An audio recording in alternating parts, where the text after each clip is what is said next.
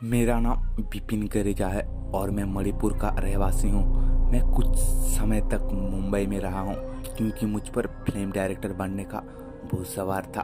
थोड़ी दिन तक असिस्टेंट फिल्म डायरेक्टर का काम भी मिला, पर जैसा सोचा था वैसी सफलता हाथ नहीं मिल रही थी। इसलिए मैंने फिल्म डायरेक्शन का काम छोड़कर राइटिंग का काम शुरू कर दिया।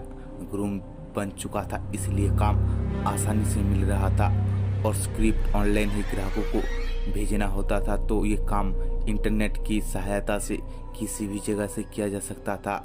एक बार मुझे हॉरर स्क्रिप्ट लिखने का ऑफर आया जिसमें गांव की कहानी सेट करनी थी। तो मैंने सोचा कि रियल लोकेशन वाला फिल्म लाने के लिए किसी गांव में कुछ दिन रह आता हूँ ताकि कहानी अच्छी बन सके।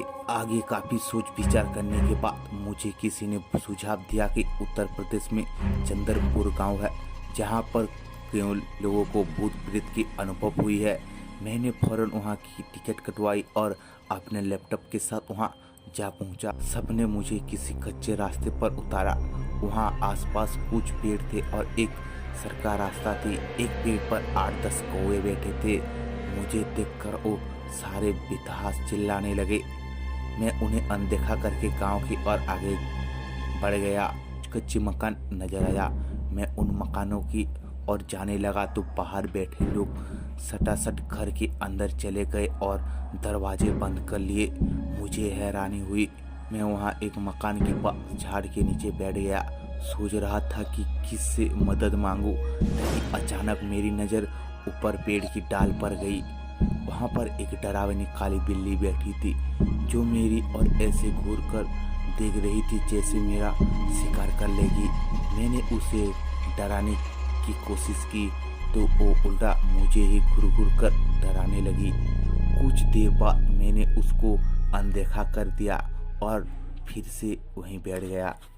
तभी अचानक उस बिल्ली ने पीछे से मेरी गर्दन पर वार कर दी। उसने अपने चारे बड़े दांतों मेरी गर्दन पर गड़ा दिया और चारों पैर के पंजों से मेरे कंधे नोचने लगी।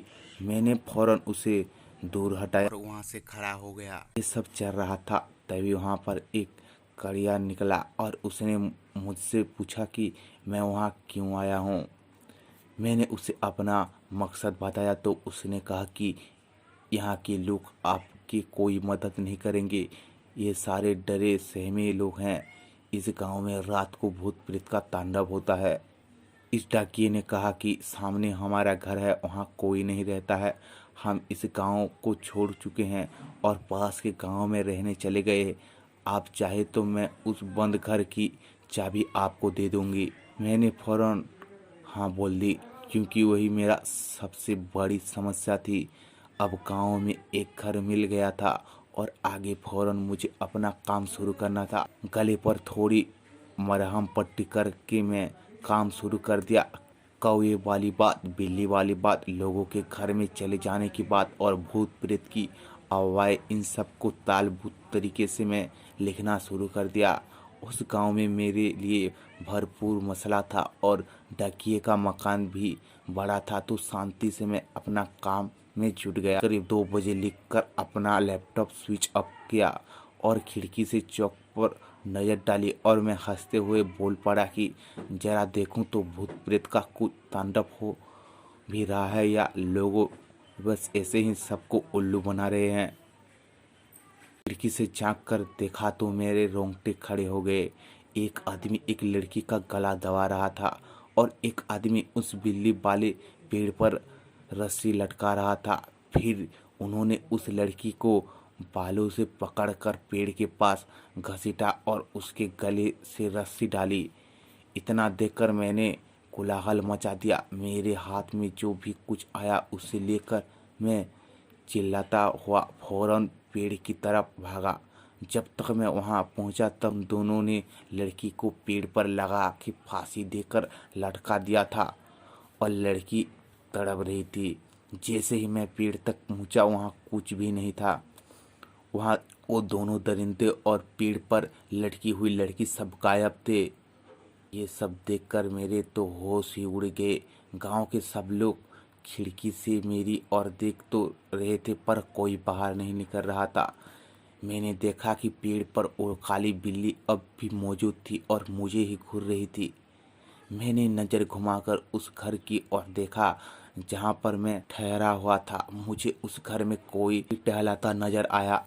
मेरे तो दिल ही बैठ गया। फिर मैंने उसी मकान की छत की ओर नज़र डाली तो मैंने देखा कि वहाँ दोनों दरिंदे और वो लड़की तीनों एक साथ उस डाकिए के मकान की छत पर खड़े थे। अब मेरी पूरी तरह से फट चुकी थी। मैं समझ चुका था कि गलत फट्टे में टांग डाल दी है। मैं पूरी रात वहीं चौक पर खड़ा रहा क्योंकि उस पेड़ के ऊपर भी वो कमीनी मेरी खून की प्यासी बिल्ली बैठी थी और डाकिए के घर के अंदर पता नहीं कौन टहल रहा था। जैसे तैसे करके सुबह हो गई तो मैंने फौरन अपना सामान पैक कर डाला और ताला लेकर दरवाज़ा की ओर भागा। अभी मैं दरवाज़ा बंद करने ही वाला था कि मेरी नज़र दीवार पर पड़ी। वहाँ जो देखा उससे देखकर मेरी जवालक से नीचे उतर गई।